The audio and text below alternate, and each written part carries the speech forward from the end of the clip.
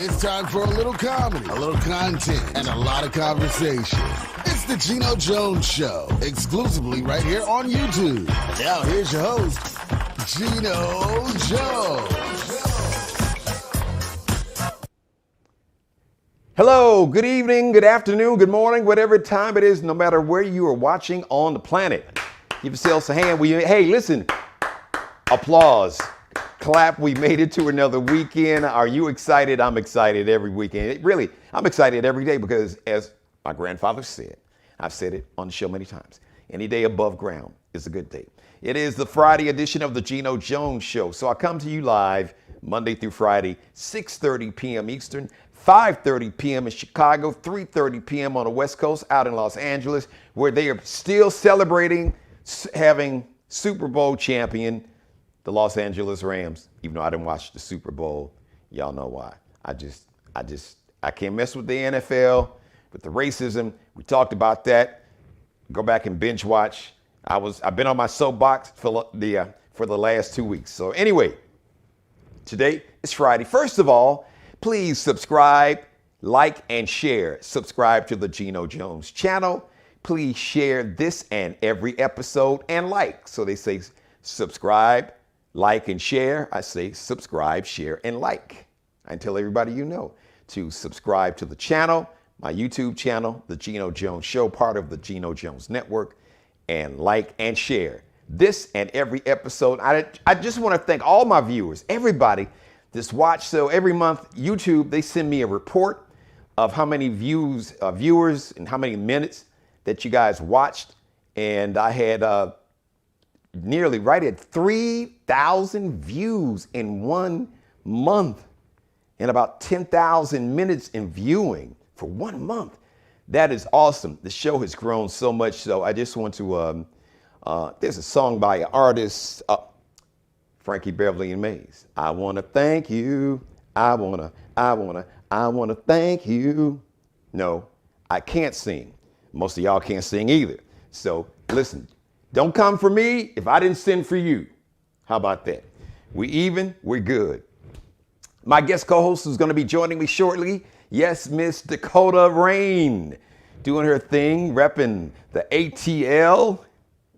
She, oh, by the way, we got a new feature called the Band Book of the Week. So she has selected a great book for our Band Book of the Week, because depending on where your kids go to school, oh, I know this book has been banned. Oh, they don't want the kids to hear this story and read this novel. So, but you know what?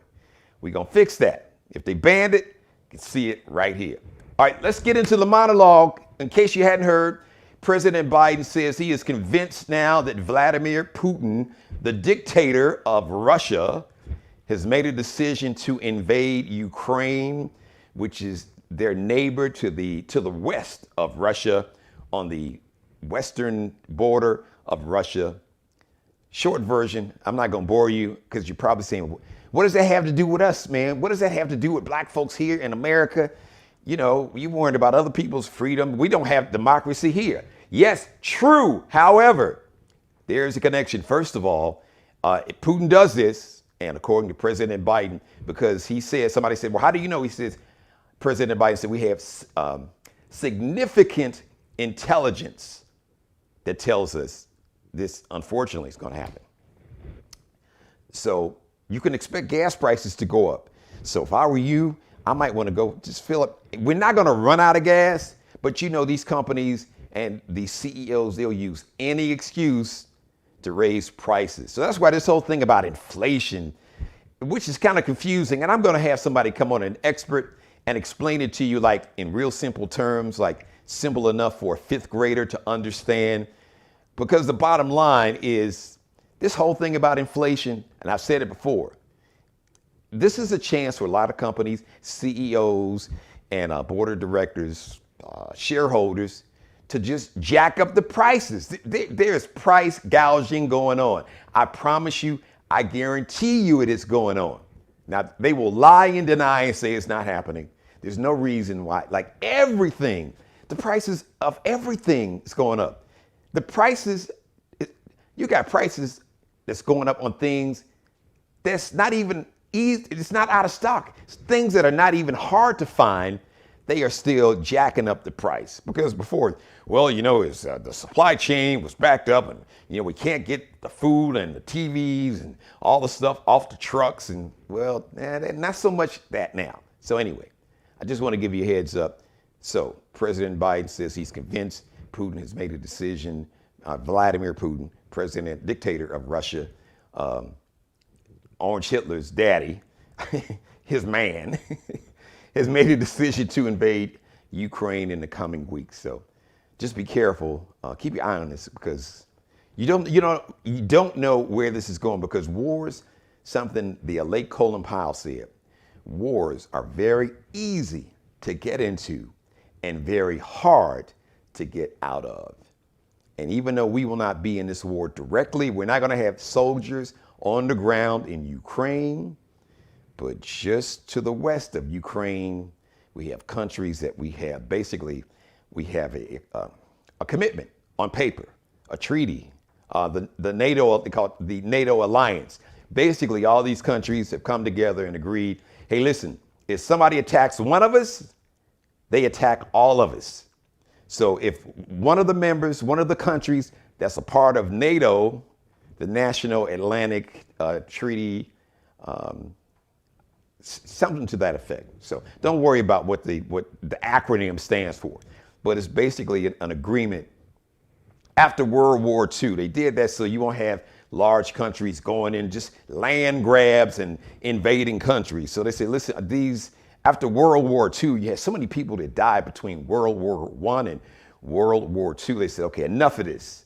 All right, so we gotta put some checks and balances. We gotta slow this down, because some of y'all are just going crazy, just going to try to invade and conquer the whole damn planet. But you still got folks that want to do that. So, but that's why that NATO treaty in Europe is there for. But it's just a thin line between invading Ukraine, and Putin might get crazy and say, hey, let me go to Poland, which is just west of Ukraine. And he goes to Poland. We already have soldiers. We sent more soldiers to Poland just in case Putin gets full of himself and says, well, heck, it was so easy. We've invaded and taken over, basically kicked out the government of Ukraine and put our people in. Let's not stop here. Hell, let's go to Poland. Listen, it happened in World War II, all right? Hitler was on one. He invaded virtually all of Europe. That's how we got into World War II, as you bring me back on camera. Thank you very much. So, and second, this is really disturbing. And Friday, we have fun and try to make it make it funny Friday, but this story's not so funny, and it happened today. This decision came down today, and I got to share this with you. Daunte Wright was a young man. I believe he was in his mid-20s in a suburb, I think just north of Minneapolis. So anyway, I think it's called Brooklyn Center. Anyways, a suburb of Minneapolis. You remember, you heard the story, Daunte Wright, young man. He was shot and killed by now an ex-cop, a convicted felon named Kim Potter, who claimed she thought she was grabbing her taser, bright yellow, on one side of her, as opposed to her gun on the other side, a lot heavier, all black. Now this woman she was a police officer for 26 years. She was a training officer. As a matter of fact, it was a training exercise. She was out with some other police officers who were newer to the force, who she supposedly was training how to be a police officer. Obviously, she wasn't too good of a training officer. She was training these officers to do the wrong thing. So she was convicted, found guilty of manslaughter. So a judge today in Minnesota, Judge Regina, I believe Judge Regina Chu, basically gave Kim Potter less than 2 years. The judge got to go ahead and determine what the sentence was after the jury found her guilty. So Judge Regina Chu gave Kim Potter less than 2 years in jail for the murder of Daunte Wright. He didn't have a weapon. He wasn't trying to kill the officer. He basically just got spooked and got scared and tried to drive away. And she killed him. And then she was crying and said, oh, I killed him. I'm in trouble, something to that effect. And then she really, these crocodile tears in court. Now, some people watching me may say that's unfair. It's like, well, Geno, how do you know that she didn't have remorse and she wasn't contrite? And how do you know she really didn't feel bad for killing Daunte Wright?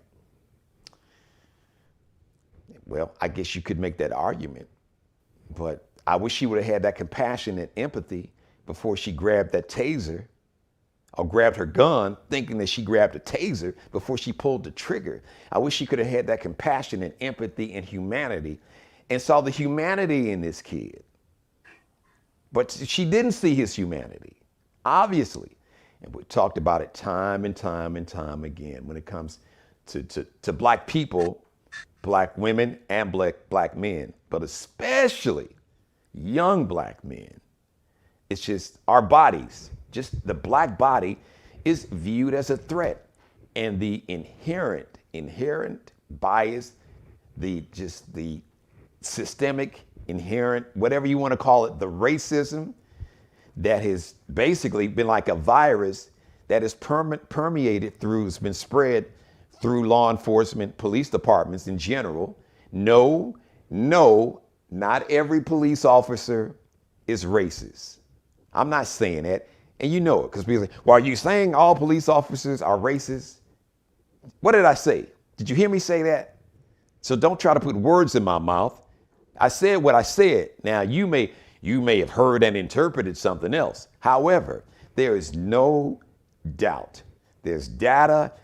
As a matter of fact, if we want to be honest, let's talk about how local law enforcement, how local police departments were formed. They were formed out of slave patrols, especially right after the end of Reconstruction in the late 1800s. You had all these local towns and communities that put together and deputized their own police departments or law enforcement agencies. And what were those slave patrols for? To recover, quote unquote, recover and return former slaves back to their former slave owners. Don't take my word for it. Google it. It's history. It's a historical fact. So that mentality of seeing black people is less than human, looking basically collectively, there's just almost an assumption that a black body, especially a black male body, is always a threat, especially compared to the body of a white body. It's just a fact. I wish it wasn't that way. But the truth is, it is that way, and it's been that way. And this is just an example. There are countless number of videos. White people, white men, women, white men have pulled guns on police officers, have fought police officers. I've seen videos where white men in pickup trucks have tried to run over police officers, and they weren't shot and killed. As a matter of fact, all the videos I've seen, they weren't even shot at. They were somehow apprehended, arrested, without anybody dying.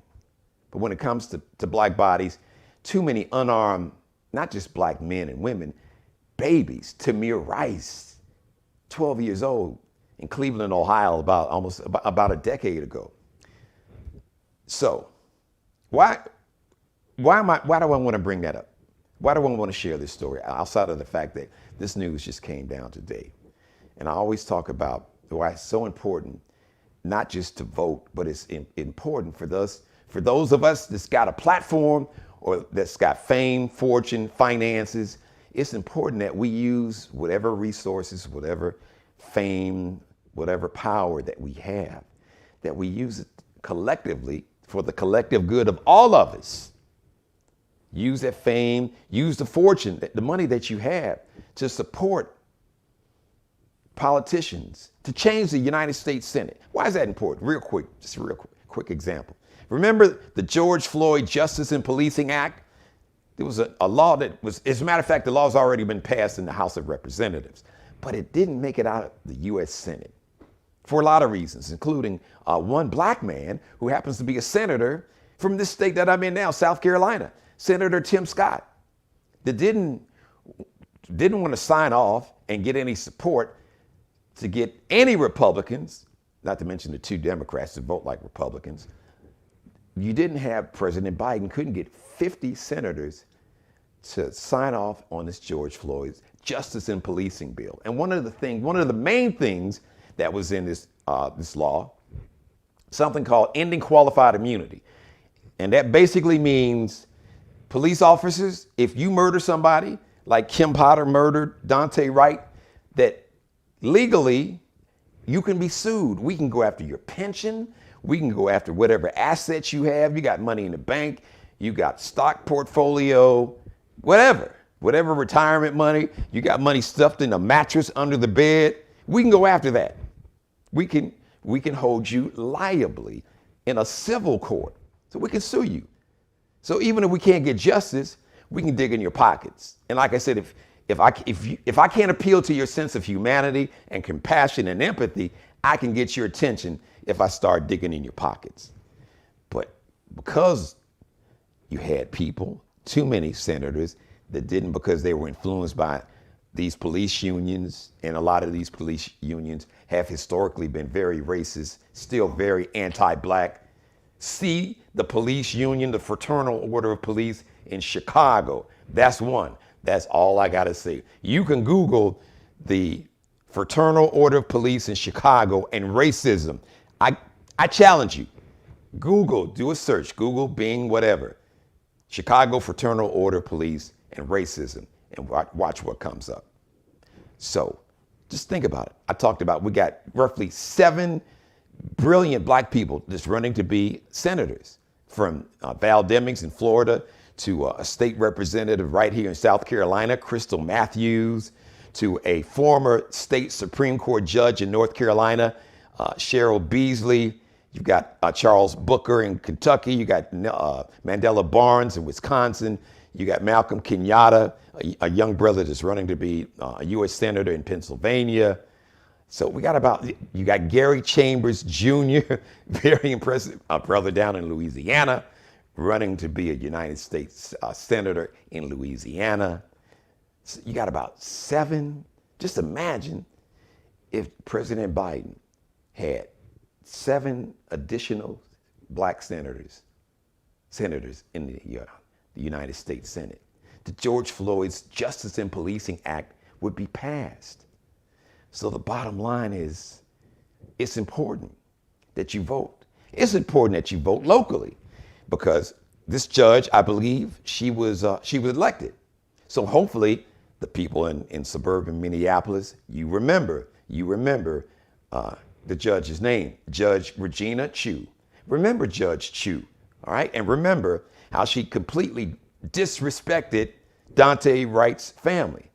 And those are not my words. Those are the words of his mother, who is distraught in tears today. Remember that.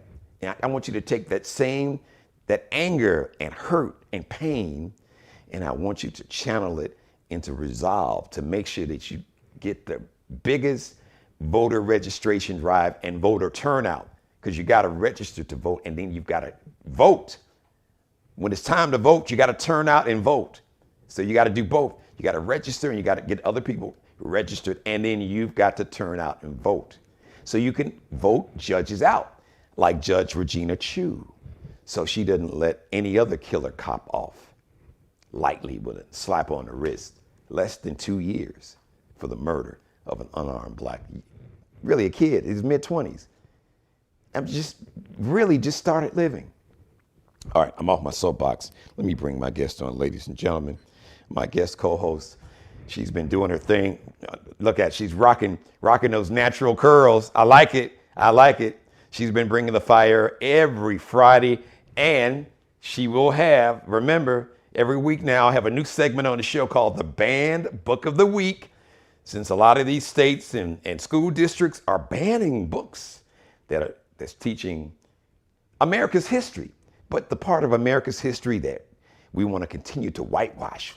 We don't want to talk about slavery, because we don't want young white children to feel uncomfortable.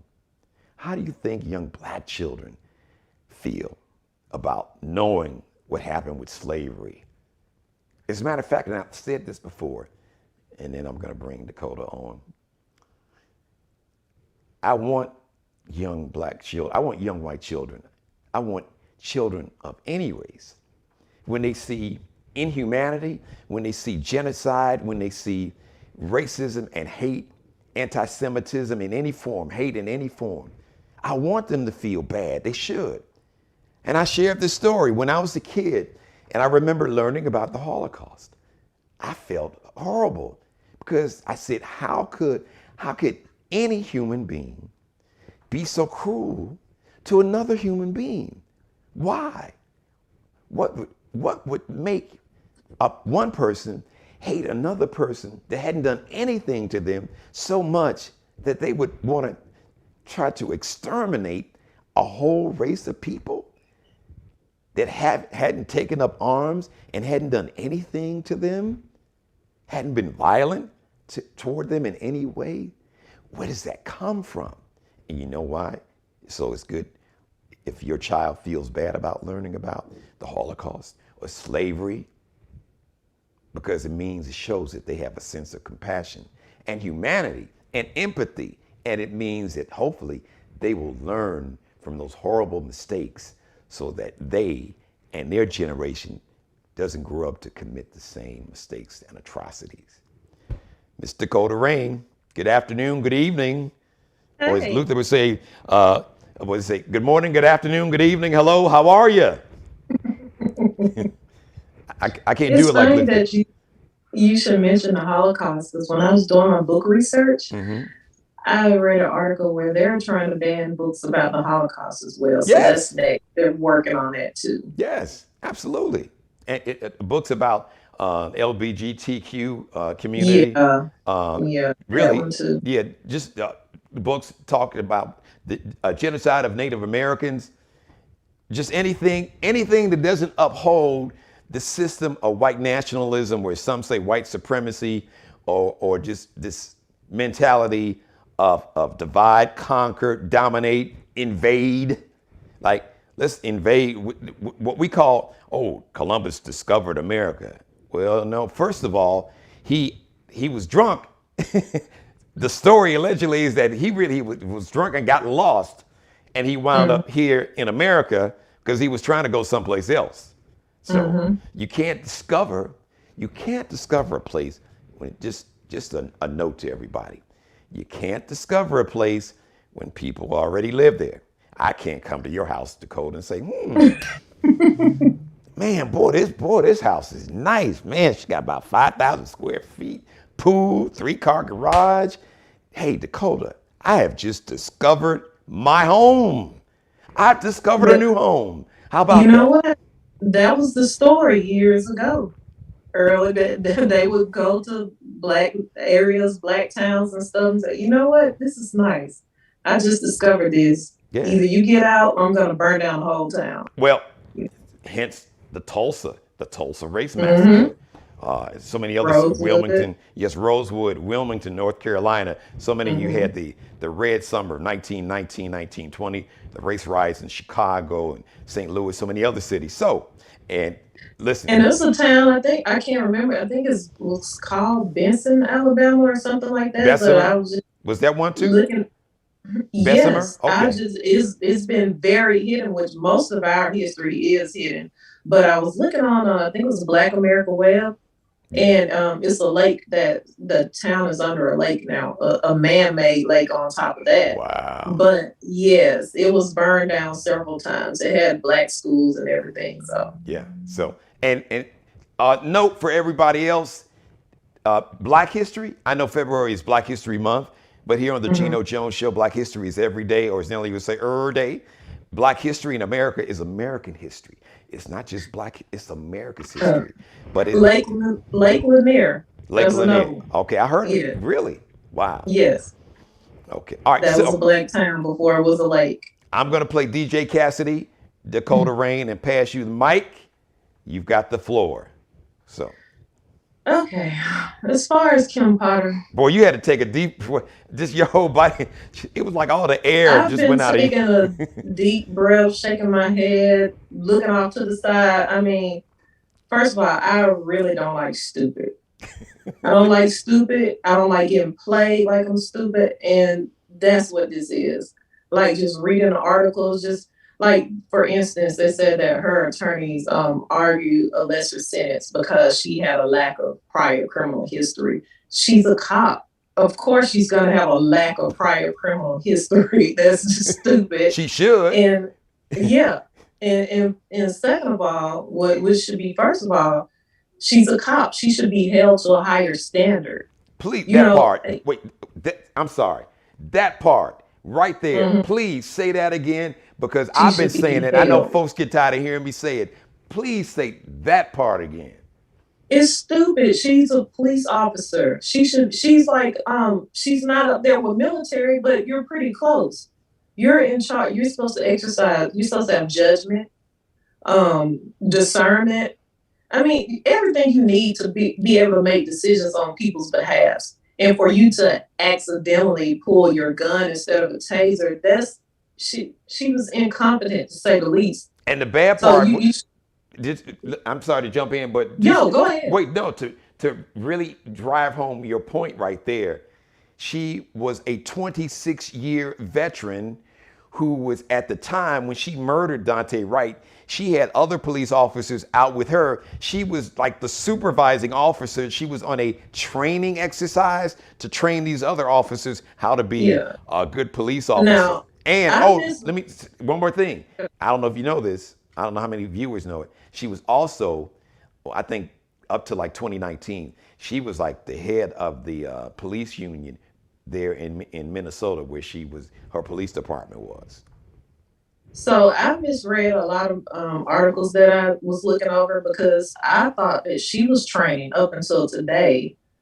You know, I didn't realize that she's a trainee, so that makes it even worse. Or that she was training someone else. Yes. When you're in charge of people and you got a lot of years experience, that you don't get that excuse. You know, a doctor can't come in and say, "Oh, I accidentally cut off your left leg instead of the sewing up your appendix or whatever they do." Like you can't. That's a stupid mistake. That's an idiot's mistake.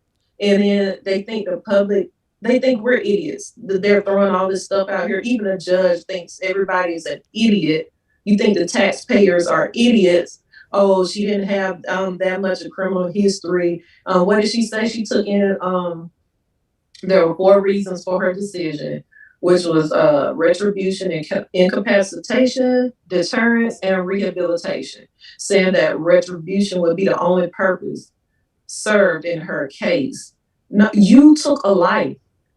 You Well, didn't make this man wreck his car. You didn't make him drop his watch and his coffee, or his coffee fell on his lap. You killed him. and let me just throw this in there. I didn't realize that's what the judge, those were the excuses she gave for. And basically, the sentence that the judge gave was completely out of the range. You know, I'm not an attorney, but Yes, basically, every state, like for whatever crime, if you're convicted of a certain crime, there's by law, judges are supposed to follow a certain standard. And I believe yes, she was, yes. her range was somewhere around 7, 8 years. Yes, I was just about to say because she has two convictions, and I know with manslaughter, I think the least amount of time you can do is 5 years, even if you're convicted. There's a certain percentage, like you said, depending on the state that you're in, there's a certain percentage of that sentence that you have to serve. Right. But it carries up to 15 years for first degree. Thank So you. first of all, there was a bunch of crap anyway. But basically, what manslaughter is almost kind of like falls within that either a crime of passion or accidental range. It's not murder, which murder is basically I purposely set out when I woke up this morning. Right. I'm gonna go kill Premeditated. XYZ. Yeah. But Premeditated. yeah, manslaughter is basically during your activities or whatever you're doing, you accidentally take the life of somebody, whether you're drunk or driving or is with a weapon or whatever. It Right. was just it wasn't intended. Right. But those are legal terms. Please, everybody, understand that, because the bottom line is for Daunte's mom and dad, that boy was murdered. He's dead, and unfortunately, he'll never come back to life. So he was murdered. And a jury found, even though they didn't use the legal term murder, they used manslaughter. He's dead. Because that's the only thing they could choose from was manslaughter. Yeah. She wasn't charged with murder. Right, which was But my good. thing is, yeah. Because they didn't My thing overcharge is- it, because she might have completely got off, and to their credit. And you know, the lead prosecutor, head prosecutor, state attorney in Minneapolis, Keith Ellison, a black guy. He was in the House of Representatives in Minnesota for a long time. So now he's the. I'm wondering why he didn't ask for the 15 years or ask for it to be. I can't remember which is consecutive. The judge, she had the call. For whatever reason, I guess the way the laws are in Minneapolis, that the jury, and that's not uncommon. You know, juries usually, they come down with a verdict, and a judge, there's like a sentencing range, and the judge will determine, okay, well, you get the max of this range, I'm gonna lock you up if the range is from 8 to 20 years. Some judges can throw the book at you, say, oh, you get all 20, or a judge can say, no, we only give you 7 or 8. She was below the low part of what's recommended for that crime. Which when you found she guilty. should have been well above because of her experience, because she was familiar with weapons and her training, and that she had 26 years on the force. So she should have been held to a higher standard, but it's almost like it's in reverse. Somebody who's mentally challenged or socially challenged with this facing the same thing that just happens not to be a police officer, but they're a black man, they're going to get those 15 years. They might even get murdered. And their situation might warrant a closer look at it. And that's what's so crazy to me. And why I can argue this, because in my younger days, I spent a lot of time in courtrooms and going before judges and stuff on the wrong side of the law. You know, so I know, you know, what they're supposed to look at. I've had to research like different statutes and stuff for other people and stuff. It's been times where I've had to either represent myself or go to the DA and argue with them, or just point out things to my attorney. You know, I'm not an attorney, but I know a little bit. It's a bunch of crap. Sounds like you need to take go take the bar exam in Georgia. It sounds like you're ready to get your own practice. But if you want to stay out of jail, you'll go research. You'll look up some stuff. But I don't know what to say about this. It's just, all I can say is it's stupid. That's the only word. It's foolishness. Yeah. And they think we're some fools. That's basically, they're playing us. Yeah. It makes no sense at all. And the sad thing about it is a young man lost his life. First of all, I'm really against police chases. So why would you pull out a gun because this person was pulling off? He didn't pull out a gun on you or anything like that. Why would you draw your weapon, whether it was a taser or whatever? The situation did not warrant a taser. Those are defensive weapons. How are you defending yourself from somebody running? We got to get out of this in America. How is all of these murders, people being shot in the back, people being tased and pepper sprayed, when they're trying to get away because they're afraid? They're afraid for their lives, and they have good reason to be, because the police uniform represents a murderer. I'm sorry, that's what you got a lot of people saying Blue Lives Matter. Okay, give these people some training. You know, get some diversity on the force and in your leadership. Get these people out of here because they're killing people. And the hard part is because certain things, even training, how can you train somebody to have a sense of humanity and empathy? How can you train somebody to see me as a human when, since for centuries, people have been conditioned, and policing in general, law enforcement in general, they've been conditioned with the inherent bias and racism to just view, just instinctively, a black body and a black person. The default position is, well, they must be guilty. They did it. Yeah. And but we do need some of these laws changed. Like he was pulled over for an expired tag. Okay, I get that. And he well, was also you know pulled what it was. illegal air freshener. Right. What is that? Yeah. What is that? Why are you not embarrassed to even bring that up, to have that in a paperwork as a person? Really? How stupid! Like I said, it's foolishness. Illegal air freshener. Right. What? Dangling from his rear view mirror. And The she's inside mirror. training somebody else. Hey, he's got air freshener. We're gonna pull him Right. over. He's got, look at But it. how? He's got that air freshener dangling from the window. You know, when you see a black person with that air freshener dangling, they're probably a drug kingpin. He's probably got 10 kilos of cocaine in the car. We better stop him. Who knows? It could be a big bust and we get a big promotion and we wind up on TV and, oh man, but that's why I'm gonna say it again. Another example of why it's important to vote. Remember, Judge, if you're up in Minneapolis or in that area in suburban Minneapolis, remember Judge Chu, she was elected. And just like she was elected, she can be kicked out. All right? You put her in office, or somebody put her in office, you can put her out of office. So, what else you got? What else is on your mind? Another what? Whew. No, I'm just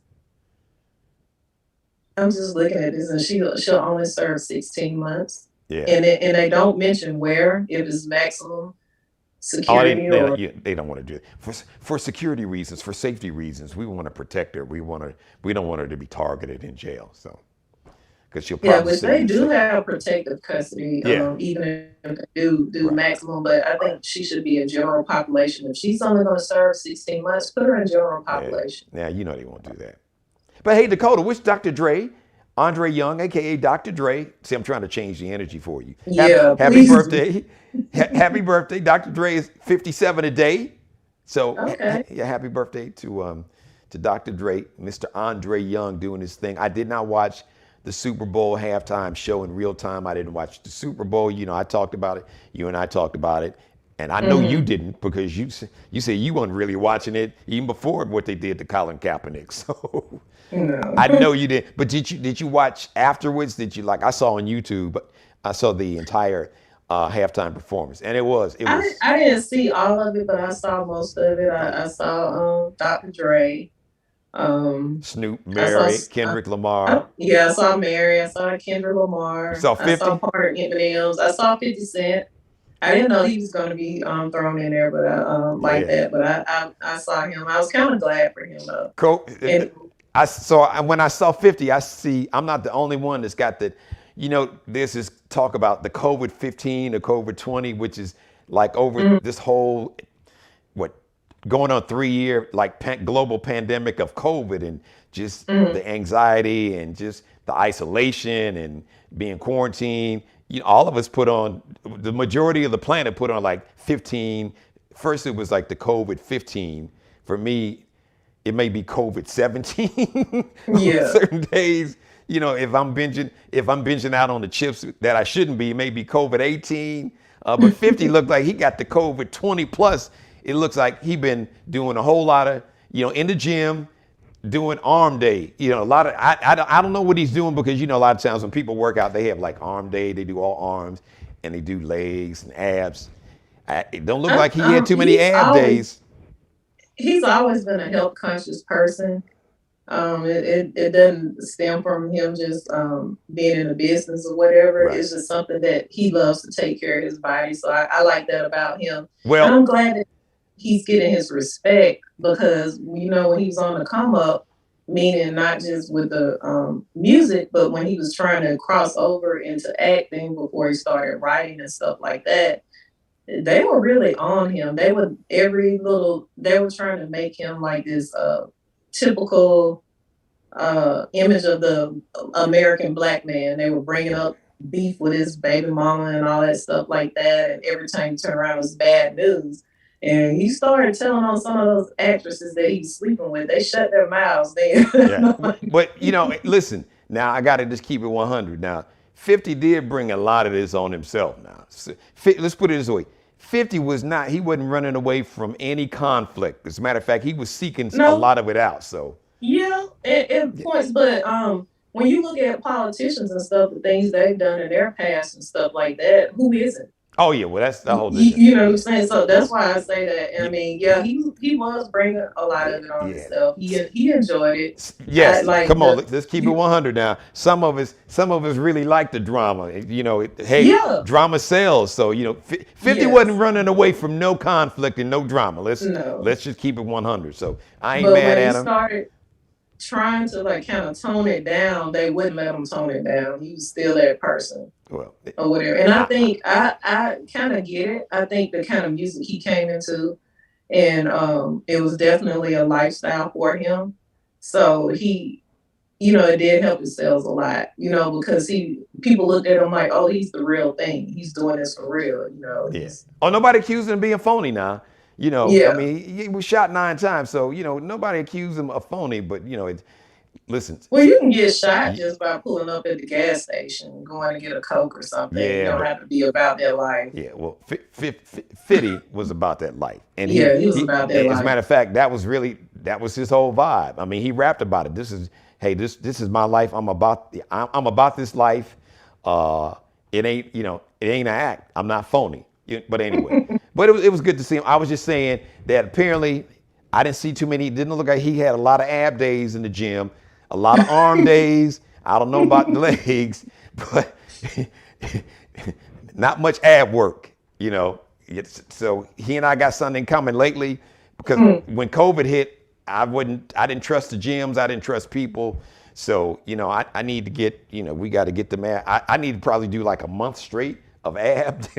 Just every day is an ab day for me for about 30, 31 days. And we Well, try to reel it back in. on Power, I kind of noticed when I went back and started watching some of the older, the original episodes or Yeah. whatever.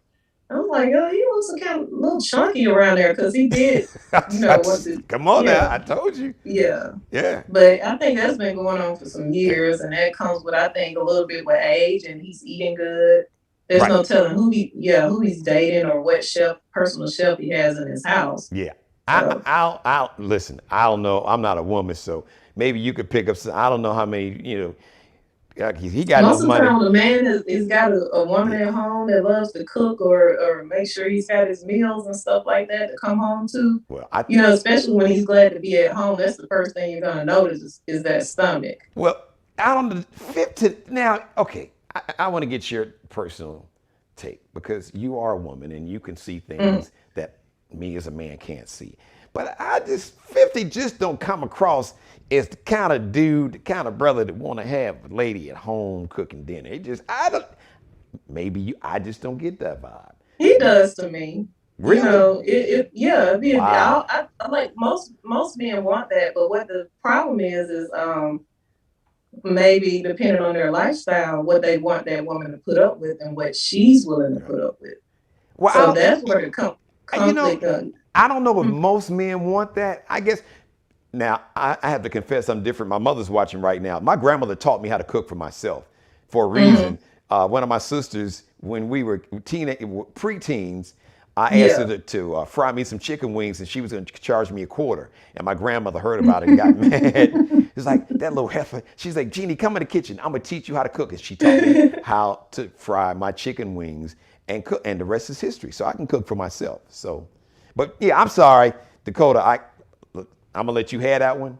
So maybe Yeah, as a I'm not woman, gonna say it's you not can see. necessarily that they can't cook for themselves, and obviously whether he can cook or not, he doesn't need a woman to have whatever meal that he wants in his house.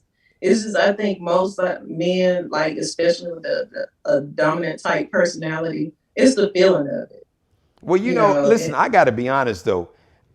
Listen, I mean, I ain't nowhere near that old, but because listen, women just ain't. Y'all ain't. Forget all that cooking. You got careers and businesses. You guys are making stuff happen. It's like you hungry, get your ass in the kitchen, or do Uber Eats or go. You got that app. You need to get on that app and have them deliver you some food, man. Get in the kitchen and cook something for me.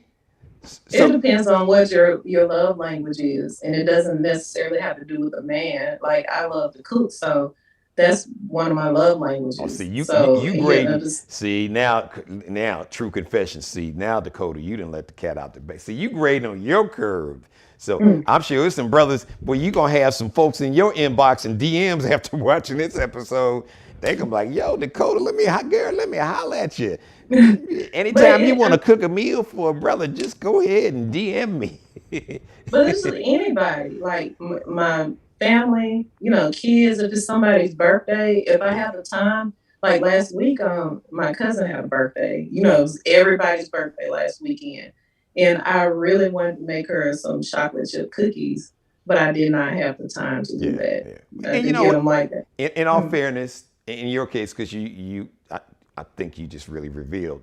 You said that is part of your love language. That's how you express. But I don't know. Maybe I just, like I said, I'm good. I can cook for myself, and I've been able to cook for myself since I was my mother's watching. I don't know, 12 or 13, believe it or not. So I'm good. Yeah, and then I'm so picky. Basically, you would just have to bake catfish for me 6, 7 nights a week. That's it. Yeah. You know, I get some glory greens and put them in the pot, or go get some romaine lettuce, no tomatoes and tomatoes, no dressing, none of that. Just I'm like a rabbit. Just some lettuce, just plain some lettuce, maybe some wild rice, catfish. Every now and then, maybe put it in the air fryer, but basically just bake some catfish. So I'm pretty simple, but very few people. My menu, like if I was to hire a cook, they would have the easiest job. So you gonna pay me? So Geno, how you gonna pay me this much money, and all I gotta do is bake you some catfish and go get some romaine lettuce and put it on the plate. Every now and then, maybe make some collard greens. That's it. Who wouldn't sign up for that gig? It's like, heck, that'd be the easiest gig, but I can do it for myself, save myself a lot of money. I'm just the opposite. They probably would get tired of me because I would be like, okay, so where was this source from? What brand is this ingredient you're using? Does this have such and such in it? Like, I mean, I can do with a lot of the different foods and stuff, but it just depends on what you're putting in it.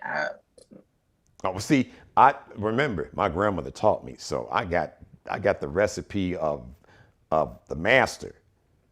Because my grandmother, she was that person. Everybody in the neighborhood, all of our relatives, Miss Jones, cousin Jean, could you cook for me? They would have, like back in the day, churches would have these events, and they would call them teas, where everybody would cook a meal, and that was a way for them. It was like a fundraiser, and every time somebody in the neighborhood or family had a tea, they was like, cousin Jean, could you fry me some chicken, or could you make some greens for me, or could you bake me a cake? She never charged anybody a penny, and they would just wear my grandmother out, like grown out. I'm a kid and teenager. I'm like, wait, y'all grown? Can none of y'all cook? Why y'all calling my grandmother?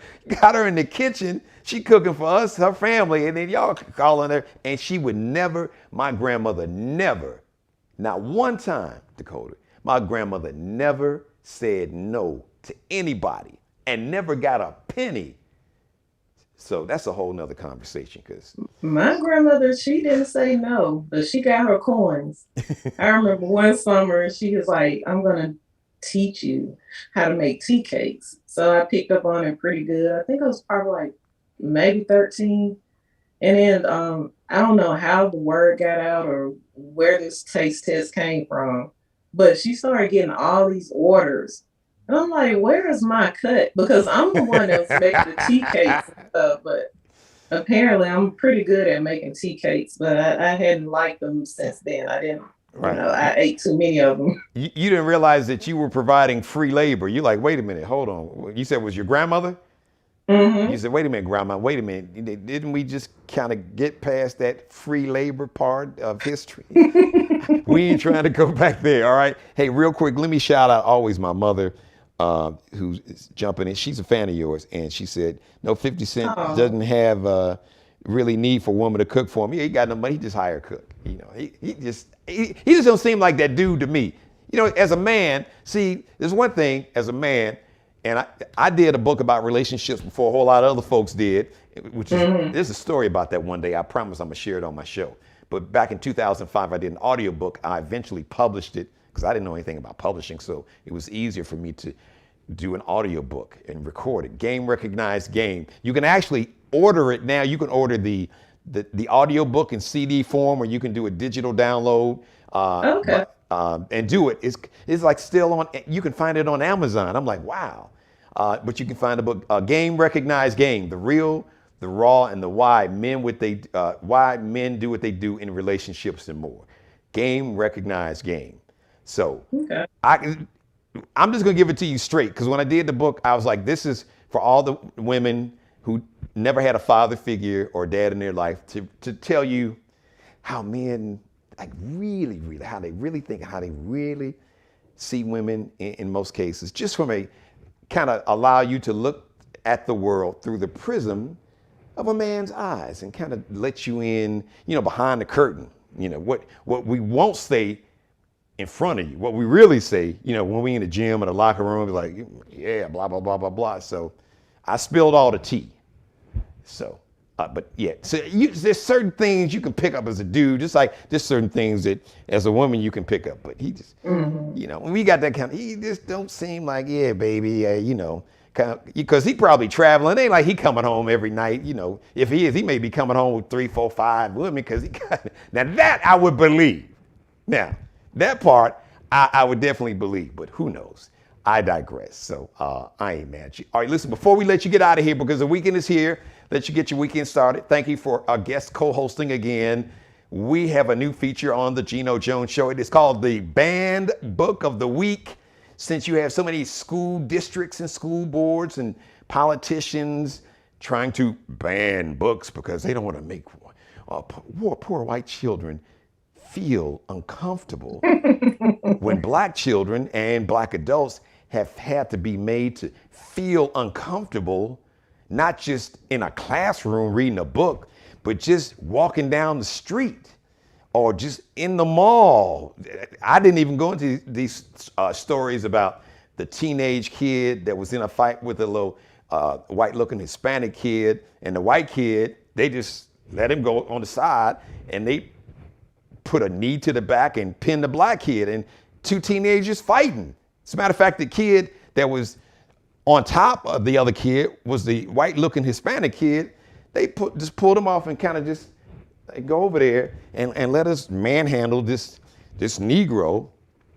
And it was a story about a young, I think a teenager, pre-teenage black girl that was thrown down in almost broke the kid's back by some police department. So the bottom line is, you've got these states that want to ban these books, but that's okay, because here on the Geno Jones Show, we will tell you, we'll share the plot line of some. I'm gonna try to do as many. They're banning so many books now. We'd be doing this feature forever.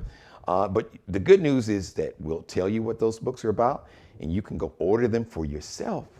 You can download them on your phones and your tablets. Some of y'all know how to operate the phones and tablets, and your parents don't even know what the heck is going on. You're ordering all kind of stuff. You got apps on your phone and your tablets that your folks, they wouldn't, even if you gave them the instructions, they wouldn't know how to access it. So now here's a chance for you to learn for yourself, to see, well, why do they want to keep these books? What is it in these books that's so bad? Educate, learn for yourself. Seek out the truth.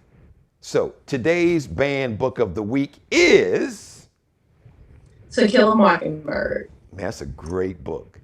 Yes, it is. It was one of our books that we were required to read. I can't remember if it was it's somewhere between the 10th and a 12th grade. I'm thinking it was probably 11th grade, because that was my favorite English year. I couldn't stand my 10th grade English teacher.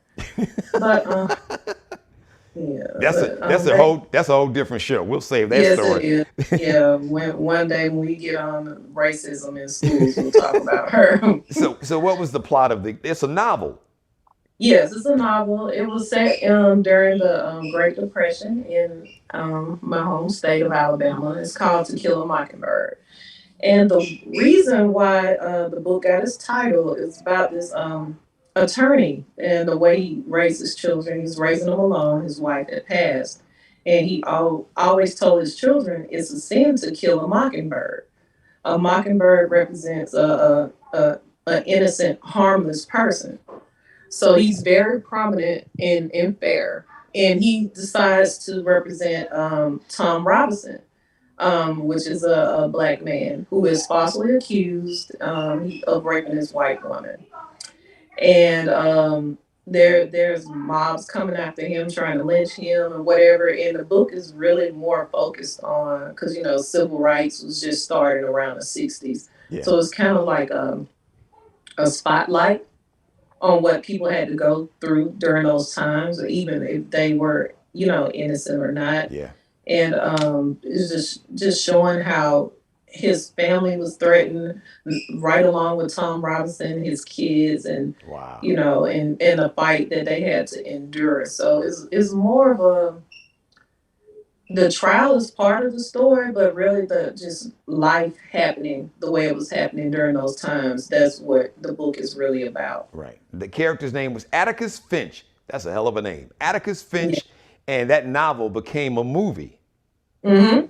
And if you want to watch something that's kind of similar to it, is different, but to me, A Time to Kill kind of got its plot from his movie. Yes. To me, even though it was about Samuel Jackson killing the person who was responsible for raping his daughter, but it's still similar. What the lawyer went through, Matthew McConaughey, when they were going through trial, and the whole town hated him, and he was shut off socially or whatever. So if you don't like to read, or you don't like watching black and white movies, you can kind of get the same feel from To Kill or Time to Kill, which I think was set in Mississippi. Yes.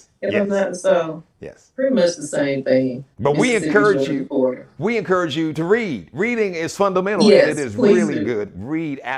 We don't read enough in America. We really don't. No, we don't. So read it, even if you listen. You know what? Try buying a book, actually holding, and then you can hear the pages ruffling and the smell of the paper, and you miss that. I know kids, what the heck is that? But if not, go ahead and just download it on your tablet or your smartphone. That's okay. You're still reading. It's all good. But that is a great choice, To Kill a Mockingbird, by the author Harper Lee. Harper Lee. I knew it was Harper. But thank you. I knew I was going to say Harper something. Dakota Rain. Thank you.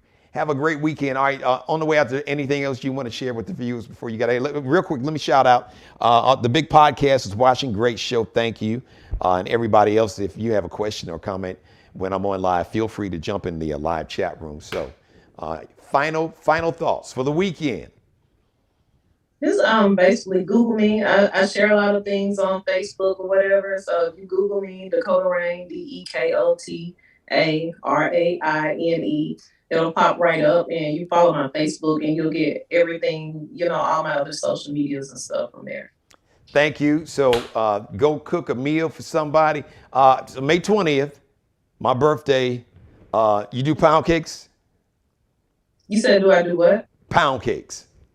Oh, without the icing. I haven't. I do red velvet cake. But no pound cake. Pound cakes. Yeah. Your mom does but pound cake. I'll try it out. Well, no, don't try it now. Don't you? Because the competition is fierce now. My mom is watching, and so you don't have to experiment. The thought counts. I was gonna say, if you would, you like to make bacon, do a lot of pound cake bacon, then it would have been. Yeah, I'm not a pound cake person because it's not my choice of stuff. Cookies, pies, any other type of cake with icing or whatever. Yeah. And see, I never liked icing on a cake. I just a plain pound cake, and I'm good. So you got off the hook, so it's okay. That's okay. Thank you, Dakota Rain. Have a great weekend. Thank you. All right. Thanks for letting me be a part of your life, everybody. I want to thank Dakota once again for being my guest co-host. The Geno Jones Show brought to you this week and next week and the week after that and the week after that by the 2022 Charleston Black Expo here in Charleston, South Carolina. As a matter of fact, you can just do a Google search, the Charleston Black Expo, Charleston, South Carolina, the 2022 Charleston, South Carolina Black Expo. As a matter of fact, they officially announced the guest keynote speaker is going to be Anthony Anderson, one of the stars of Blackish. Man, I hope he brings Tracy with him, right? And Karen Sheard is going to be doing a gospel thing. We got a Southern Soul show, Southern Soul R&B show with my man. He's been a guest on the Geno Jones show 3 times. Roy Chip Anthony and another Southern Soul artist, Sheldon Richardson. So just go to, I believe you can go to Black Pages USA. Just do a search, the 2022 Charleston Black Expo. As a matter of fact, shout out to Jocelyn. She is another contributor of the Geno Jones show. She works with the Black Pages USA and the Charleston Black Expo team. And she gave us the update, told us that Anthony Anderson was going to be the keynote speaker and Karen Sheard was going to be the gospel star there. So have a great weekend, everybody. Thank you. I love each and every one of you. Mother, you know I love you more than life itself. Please subscribe to the Geno Jones channel. Don't just subscribe, but please share this and every episode and like this and every episode. Share it with everybody. Copy the link, email it, tag it on everybody's Facebook, Instagram, Twitter. You can screen grab some of the show, put it on TikTok. Do that. And I want to thank everybody once again. Incredible month.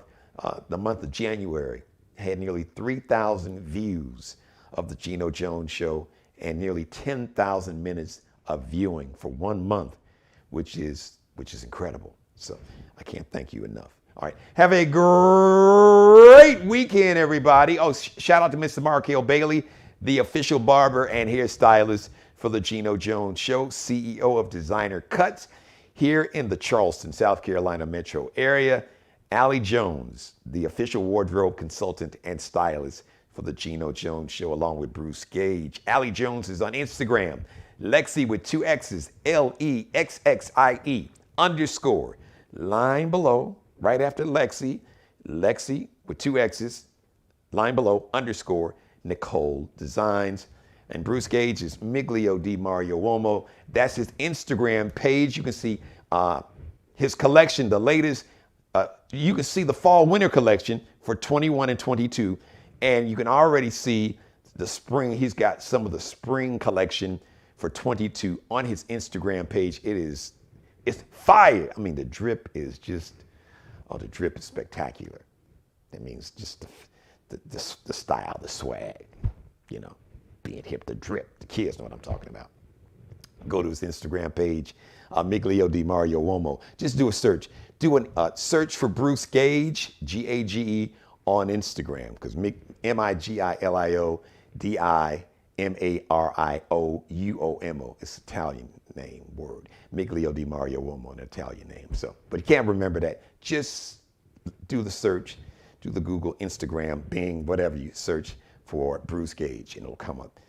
The next live edition of the Geno Jones show is going to be Monday. I got to do this, and I'm glad I remembered it. I got a chance to be a part of a radiothon today and yesterday, Thursday and Friday, for the Sean Jenkins Children's Hospital here in Charleston, South Carolina, downtown Charleston. This is an incredible hospital. The lives they save, these kids, they have these incredible testimonies and stories. Had a chance to meet several of these kids that faced their own mortality. There was one young lady at 10 years old. She was told she had 6 weeks to live. She had a rare form of, she had bone cancer, and she's in remission. I met another young lady, high school senior, that is currently in remission. She has some rare form of bone cancer. I met one young lady that had heart transplant.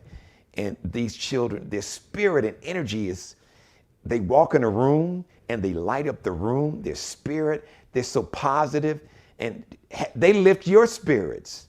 And you hear these stories and you look at these children and they've been through so much.